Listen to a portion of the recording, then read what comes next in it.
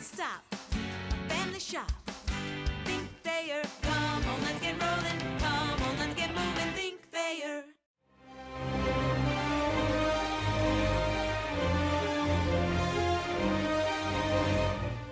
Hello and welcome to Falcon Weekly here on BGSUFalcons.com. I'm Evan Pivnick, joined by the head coach of the Bowling Green Falcons, Chris Bergeron. Coach, you got the weekend off this past weekend. Does it feel good to kind of have some time off after that 5 games and 8 day stretch? Yeah, I'm sure it feels better for the players. They definitely needed some time. I think the schedule is what it is, but we wanted to use last weekend for rest. And basically the way we broke it down is we rested early in the week.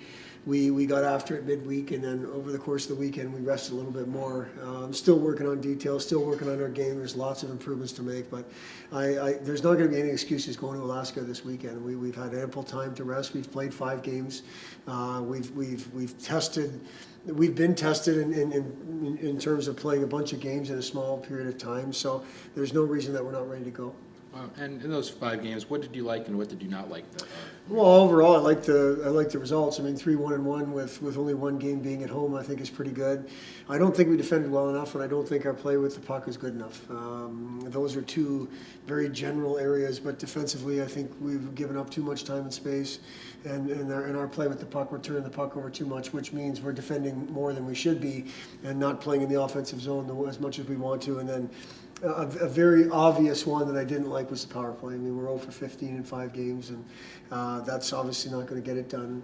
We know that most weekends the games will come down to power plays and goaltending, or special teams and goaltending.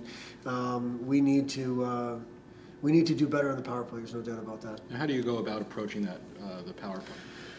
Well, there's some things that come to mind. You start to hold kids accountable for their play in the power play and giving other guys chances. I mean, the guys that have been out there obviously haven't been getting it done. Now, there's some guys out there that aren't going to come off the power play. They're going to stay out there. So we're going to give other guys a chance. And, we continue to put more pressure on the process. And the process is zone time, puck retrievals after that initial shot, taking what the game gives you, not trying to reinvent something. Because, the natural thing is they start to squeeze the stick and they try to do too much. And you overcomplicate things. And I feel like the power plays that are simple are usually the most effective. They're passing it to the open guy, taking shots when they're there, not overpassing, not overthinking. So there's a couple different ways. We change the look of it from a personnel perspective, and trying to oversimplify or trying to simplify from a X's and O's perspective. Now, looking at this weekend, visiting Anchorage, Alaska. Now, a couple of factors come in here. Number one, the travel, and then second of all, the times of the games. It's 2 p.m. local time in Alaska. How do you prepare for something like that? Well, you don't do much in terms of the time. I mean, we won't have a pregame skate either day, which the practice at this point, they've had plenty of practice. So it's just a matter of the routine of the day is going to look different for the players. They'll get out of bed, we'll have breakfast, we'll do some type of stretch, loosening up thing, have a meeting, and then basically get ready to go for like a noon bus versus a 5 o'clock bus. And the travel to Alaska, that is what it is. I mean, it's 2 4-hour flights. Pretty much they're sleeping the whole time. We'll be there Thursday at around 6 o'clock local time. There'll be nothing but we got lots of time to rest and prepare ourselves mentally, because I think physically it's just a matter of getting the travel out of you, which that's what Friday's for. So Saturday it's just a matter of making sure you're right in the head to start competing at 2 o'clock. Now, this past in the stretch of the 5 games, we saw Tommy Burke and Chris Nell. What did you like from their starts so far? Well, I like the fact that Burke's 2-0. I think that Chris Nell has been tested more than Tommy has. That's not to downplay what Tommy's done at all. They've both made some good saves. I think.